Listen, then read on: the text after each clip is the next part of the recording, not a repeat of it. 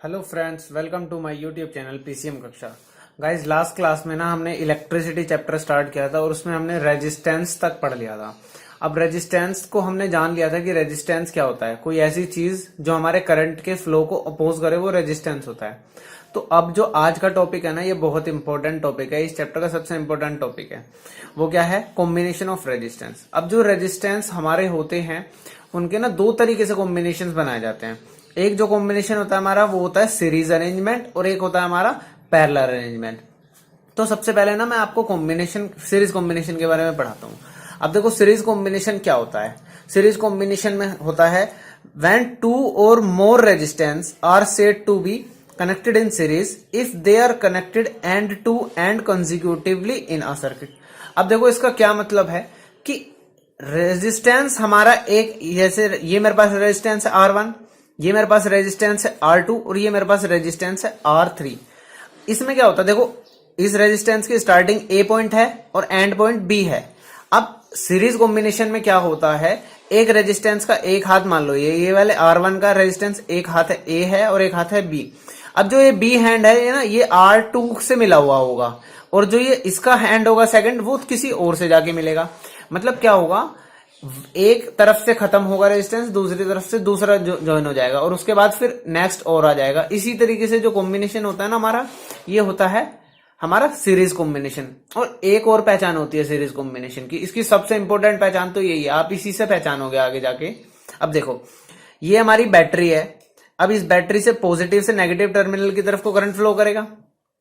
जब किसी भी कॉम्बिनेशन के अंदर, जब रेजिस्टेंस के अंदर, अब यहां से करंट इधर से गया और करंट अगर डिवाइड आपका नहीं हुआ, यानी कि करंट क्या है, स्ट्रेट फॉर्म में चला जाएगा, जहां से जितना था करंट वो आगे ऐसे ही फ्लो कर जाएगा, तो ये कॉम्बिनेशन हमारा क्या होता है, सीरीज कॉम्बिनेशन होता है। लेकिन पैरेलल कॉम्बिनेशन में हम देखेंगे आगे, उसमें क्या होता है, करंट ना हमारा डिवाइड हो जाएगा। जितना टोटल करंट जाता है वो सबके पास ना बराबर बराबर नहीं जाता, वो क्या होता है, डिवाइड हो जाता है। तो वो हम देखेंगे अभी आगे। तो ये सीरीज कॉम्बिनेशन का डायग्राम देखो, मैंने क्या बनाया, एक बैटरी, इधर से करंट फ्लो हुआ और R1, R2 और R3 मैंने तीन रेजिस्टेंस दिखाए हैं। ये तीनों आपस में किस चीज में कनेक्टेड हैं, सीरीज कॉम्बिनेशन में अटैच्ड हैं। अब सीरीज कॉम्बिनेशन में अटैच्ड है तो इनके पास जो अलग अलग पोटेंशियल डिफरेंस होगा वो क्या होगा, सबका अलग अलग होगा। तो फर्स्ट वन का पोटेंशियल डिफरेंस क्या है, मेरा V1 है। सेकंड का पोटेंशियल डिफरेंस है मेरा V2 एंड थर्ड का पोटेंशियल डिफरेंस है मेरा V3। और जो तीनों को मिला के मेरा पोटेंशियल डिफरेंस बनता है वो मेरा है V। मैंने मेंशन किया है कैपिटल V।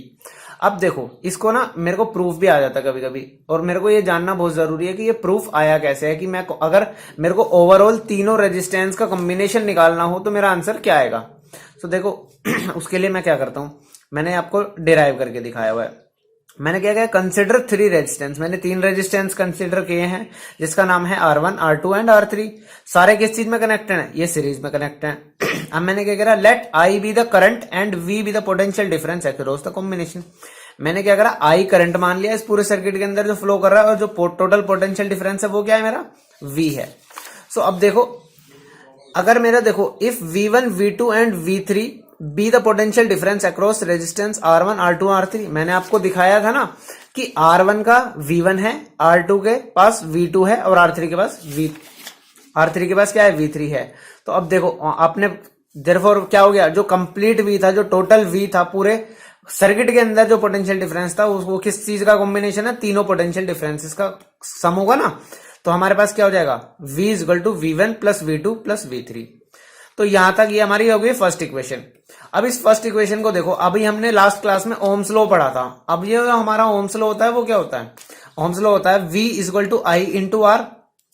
तो मैंने क्या लिखा, capital V equal to I into RS। और जो ये RS है ना, ये मेरा है ओवरऑल रेजिस्टेंस, यानी कि इस पूरे सर्किट के अंदर जो रेजिस्टेंस होगा ना, उसके लिए मैंने सिंबल ले लिया है ओवरऑल रेजिस्टेंस के लिए RS, यानी कि रिजल्टेंट बोल सकते हैं या फिर ओवरऑल बोल सकते हैं। तो अब देखो V1 क्या होगा, मेरा करंट तो फिक्स रहता है हमारे पूरे सर्किट के अंदर। मैंने आपको बताया कि करंट डिवाइड नहीं होगा सीरीज कॉम्बिनेशन में, तो करंट तो मेरा रहेगा वही। तो V1 की वैल्यू क्या हो जाएगी, I इंटू R1 ऐसे ही मैं V2 की वैल्यू निकाल रहा हूं I इंटू R2, ऐसे ही मैंने V3 की वैल्यू निकाल ली I इंटू R3। अब मैंने इन तीनों की वैल्यूज जो उठाई यहां से और मैंने क्या करा, फर्स्ट इक्वेशन के अंदर पुट कर दिया। ये तीनों की वैल्यूज मैंने उठा करके किसके अंदर पुट कर दी, फर्स्ट के अंदर पुट कर दी। तो देखो मेरा क्या आया, I into R S equal to I into R1 plus I into R2 plus I into R3। अब ध्यान से देखो तो लेफ्ट हैंड साइड तो मेरी I इंटू आर एस हो गया, और लेकिन राइट हैंड साइड में मैंने देखा तीनों टर्म्स के बीच में ना I मेरा कॉमन है, तो मैंने क्या किया, I को कॉमन ले लिया। और जैसे ही मैं I को कॉमन लेता हूं तो अंदर क्या बच जाता है मेरा, R1 plus R2 plus R3 बच गया। अब ये जो R1 plus R2 plus R3 बचा, तो देखो क्या हो गया, I से I कैंसिल आउट हो गया, तो मेरे पास R रिजल्टेंट यानी कि ओवरऑल जो रेजिस्टेंस होगा सीरीज कॉम्बिनेशन के अंदर जब मेरे को निकालना होगा, तो मैं क्या निकालूंगा, R resultant equal to R1 plus R2 plus R3। तो ये मेरा क्या होता है, सीरीज कॉम्बिनेशन में रेजिस्टेंस निकालने का तरीका होता है कि पूरे सर्किट के अंदर ओवरऑल रेजिस्टेंस क्या इफेक्ट डालेगा। अब जो हमारा सेकंड टाइप का कॉम्बिनेशन होता है वो होता है हमारा पैरेलल कॉम्बिनेशन। अब इसमें देखो क्या होता है, टू और more resistor are said to be connected in parallel if one end of a resistor is connected to the one end of the other resistor and second end of the first resistor is connected to the second end of the other resistor such the potential difference across each resistor is the same. अब देखो ये मैंने लिखा है, इसका मतलब क्या है, मैंने देखो R1 लिया एक रजिस्टर, एक R2 और एक R3। इसको कहने का जो ये इसने इंग्लिश में लिखा है, इसमें मतलब क्या है, देखो जो R1 का पहला एंड है वो R2 के पहले एंड से जुड़ा हुआ है, और जो R1 का सेकंड एंड है वो R2 के सेकंड एंड से जुड़ा हुआ है। इसी तरह से R3 का जो फर्स्ट एंड है वो भी दोनों से जुड़ा हुआ है, और R3 का जो सेकंड एंड है वो भी सेकंड एंड से जुड़ा हुआ है R1 और R2 के।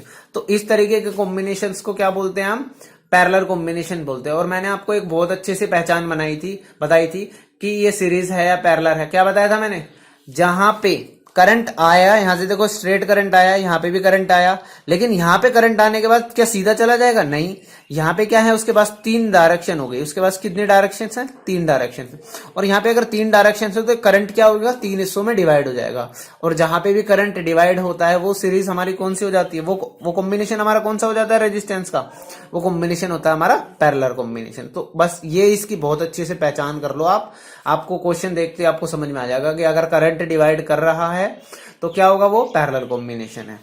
तो अब देखो इसको भी मैंने ड्राइव किया हुआ है, तो ड्राइव के लिए क्या है, मैंने वही तीन रेजिस्टर्स को मैंने कंसिडर कर लिया। तीन रेजिस्टेंस है मेरे पास R1 R2 R3, तीनों किसमें कनेक्टेड है, पैरेलल में। और मैंने क्या करा, let V be the potential difference across each resistor. Potential difference तीनों के पास क्या है, सेम गया है इसमें V।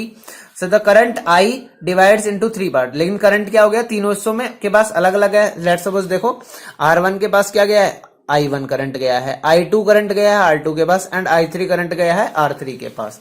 तो ये चीज मैंने लिख दी, I1 flows through R1, I2 flows through R2 and I3 flows through R3। तो अब मैंने तीनों करंट को देखा। अब देखो लेकिन जो तीनों करंट का कॉम्बिनेशन है वो तो मेरा I ही है ना ओवरऑल। तो मैंने क्या कर दिया, I is equal to I1 plus I2 plus I3, और इस इक्वेशन को मैंने फर्स्ट इक्वेशन दे दिया। और मैंने ओम्स लॉ में पढ़ा था क्या, V is equal to I into R होता है। तो इसी फॉर्मूला से मैंने क्या निकाल लिया, I की वैल्यू निकाल ली।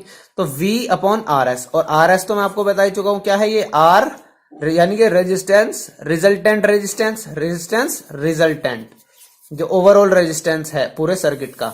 तो ये चीज वो हो गई है। अब देखो I1 निकालूंगा तो क्या होगा, I1 इक्वल टू क्या हो गया मेरा, V अपॉन R1 हो जाएगा। ऐसे I2 क्या हो जाएगा, V अपॉन R2 हो जाएगा। ऐसे I3 क्या हो जाएगा, V अपॉन R3 हो जाएगा। अब मैंने क्या करा, इन तीनों वैल्यूज को उठा करके इसके अंदर पुट कर दिया फर्स्ट इक्वेशन के अंदर। तो मेरा आ गया V upon RS equal to V upon R1 plus V upon R2 plus V upon R3।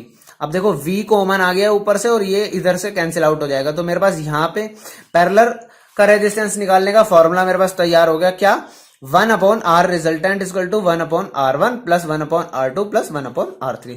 और इसको हमें यूज करना है आगे जाकर के। ये हमारा किस चीज का फॉर्मूला हो गया, अगर आपको पैरेलल कॉम्बिनेशंस में रेजिस्टेंस दे रखे हैं और आपको ओवरऑल रेजिस्टेंस निकालना है तो आप इस फॉर्मूले से निकालेंगे।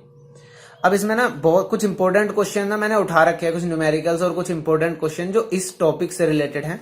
अब देखो क्या है, why is series combination not used in domestic circuit. अब देखो हमारे घरों में जो सर्किट यूज होते हैं वो हमें, अगर आपसे कोई क्वेश्चन पूछे कि हमारे घरों में कौन सा सर्किट यूज होता है, तो आप क्या बोलोगे? हमारे घरों में जो सर्किट यूज होता है वो पैरेलल सर्किट यूज होता है। उसका रीजन क्या है? क्योंकि देखो अगर हम क्या करेंगे, यूज सीरीज कॉम्बिनेशन हमने लगा दिया, तो सीरीज कॉम्बिनेशन में सारे जो इंस्ट्रूमेंट हैं, आइटम्स हैं हमारे घर में, जितने भी अप्लायंसेस हैं, सब क्या होंगे? एक दूसरे से कनेक्टेड होते हुए जाएंगे। और जब वो सब एक दूसरे से कनेक्टेड होते हुए जाएंगे ना, तो हमारे पास क्या हो जाएगा? अगर मान लो लेट्स सपोज मैंने क्या करा, ये चेन बना दी मैंने, ये एक अप्लायंस है, ये दूसरा अप्लायंस है, ये तीसरा अप्लायंस है, ये चौथा अप्लायंस है, और लेट्स सपोज माना मैंने ये अप्लायंस मेरा खराब हो गया, और जब ये खराब हो गया तो आगे के सर्किट क्या हो जाएगा? ब्रेक हो जाएगा। आगे वालों के पास क्या आएगा? सिग्नल ही नहीं जाएंगे, इलेक्ट्रिसिटी ही नहीं पास होगी, तो सर्किट ब्रेक हो जाएगा, तो बाकी के सारे अप्लायंस भी क्या हो जाएंगे? मेरे बंद हो जाएंगे। तो ये देखो फर्स्ट पॉइंट यही है, if one appliances stop working other will be stop automatically. तो दूसरे भी क्या हो जाएंगे? इफेक्ट हो जाएंगे उससे। और दूसरा पॉइंट हमारा क्या है? Every appliance have only one switch. अब जो इसमें क्या होता है, सारे के सारे अप्लायंसेस के पास ना एक ही स्विच हो सकता है अपने सीरीज कॉम्बिनेशन में। तो पैरेलल में ये फायदा है हमारे पास कि हर चीज के लिए ना हम इंडिविजुअल स्विच लगाते हैं। तो अगर जैसे आपका फ्रिज चल रहा है और आपको फ्रिज बंद करना है, तो आप फ्रिज बंद करोगे, आपका पंखा बंद नहीं होगा उससे। अब क्या करोगे? अगर हमारे सीरीज कॉम्बिनेशन में ही कनेक्ट कर दिया सारी चीजों को, तो आपने एक बटन दबाया तो आपका पंखा भी बंद, लाइट भी बंद, सब कुछ बंद हो जाता है एक साथ। तो ये भी इसका क्या है? एक नेगेटिव पॉइंट आ जाता है। और दूसरा क्या होता है, हमारे को ना सीरीज कॉम्बिनेशन में वोल्टेज क्या होती है? देखो डिवाइड होती है ना, मैंने आपको बताया था कि V1 V2 V3 में डिवाइड होगी थी, जैसे मैंने 3 रेजिस्टेंस लिए थे। तो उसके पास क्या होता है, सब जितने भी अप्लायंसेस हैं सबके पास क्या होता है? सेम वोल्टेज नहीं पहुंच पाती। ये भी क्या है? इसका डिसएडवांटेज है। अब देखो एक न्यूमेरिकल बोल सकते हैं क्वेश्चन है, बहुत इंपॉर्टेंट। अब देखो क्या बोला हुआ है, draw a schematic diagram of a circuit. आपने को क्या करना है? एक डायग्राम बनाना है सर्किट का, जिसके पास क्या क्या है? Constituting of a battery. एक बैटरी है जिसके पास 3 सेल्स से बनी हुई बैटरी है, जो एक सेल कितना है? 2 वोल्ट का है। तो इसका मतलब 2 volt plus 2 volt plus 2 volt मिलके क्या बन गया? 6 वोल्ट। तो 6 वोल्ट की तो मेरी बैटरी तैयार हो गई। और क्या बोला उसने? एक 5 ओम का रजिस्टर है, एक 8 ओम का रजिस्टर है, और एक है हमारे पास 12 ओम का रजिस्टर, और एक प्लग की लगानी है। तो देखो मैंने क्या करा, सबसे पहले मैंने बैटरी बनाई। बैटरी बनाने के बाद मैंने उसके अंदर से करंट फ्लो करना स्टार्ट करा, और उसने बोला है कि सारी चीजें सीरीज में कनेक्टेड है। किस चीज में कनेक्टेड है? सीरीज में। तो मैंने क्या करा, R1 R2 और R3 तीनों रेजिस्टेंस को सीरीज में कनेक्ट कर दिया, और उसके बाद क्या करा, एक प्लग की भी लगानी थी। तो ये तो मेरा फर्स्ट डायग्राम तैयार हो गया। अब देखो इसके सेकंड पार्ट में क्या बोला उसने, मेरे को करना है redraw the above circuit putting in an ammeter and a voltmeter. अब इसके अंदर ना मेरे को वोल्टमीटर और एमीटर भी दोनों दिखाने हैं। जिस आपको पता ही है, मैंने बताया हुआ है, जो एमीटर होता है वो हमारा क्या होता है? हमेशा वो सीरीज में लगता है। अगर नहीं भी बताया है तो मैं अब बता रहा हूं, जो हमारा एमीटर जो डिवाइस है ना, आपको ये बताया था मैंने कि एमीटर किस चीज को मेजर करता है? हमारा करंट को मेजर करता है, अमाउंट ऑफ करंट को। और वोल्टमीटर क्या करता है? हमारा वोल्टमीटर किस चीज को मेजर करता है? वोल्टमीटर हमारा मेजर करता है पोटेंशियल डिफरेंस को। तो अब देखो, ये जो एमीटर होता है ना, ये हमेशा किस चीज में लगता है? सीरीज में लगता है। किस कॉम्बिनेशन में लगता है? सीरीज में लगता है। और जो वोल्टमीटर होता है हमारा, ये किस चीज में लगता है? हमारा ये लगता है हमारा पैरेलल में।